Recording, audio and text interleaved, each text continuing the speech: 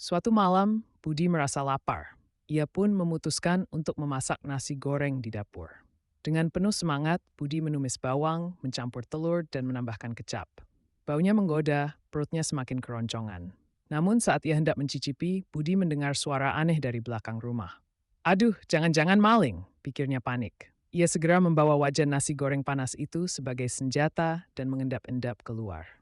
Ketika tiba di belakang rumah, ternyata suara itu berasal dari si Ucok, tetangganya, yang sedang mencoba mengambil mangga dari pohon Budi. Karena gugup, Ucok malah jatuh dari pohon dengan mangga di tangan. "Kamu maling mangga ya?" teriak Budi. Ucok buru-buru menjawab, "Aku nggak maling, aku cuma nasi gorengnya enak nggak?" Budi bingung, tapi malah menyodorkan wajan ke Ucok. "Coba aja dulu, tapi kalau nggak enak, mangga itu buat ganti rugi." Ucok pun mencicipi nasi gorengnya, lalu berkata, oke, mangga ini milikmu. Nasi gorengnya nggak layak jadi barter." Budi cuma bisa garuk-garuk kepala sambil memakan nasi gorengnya dengan dongkol. Tamat.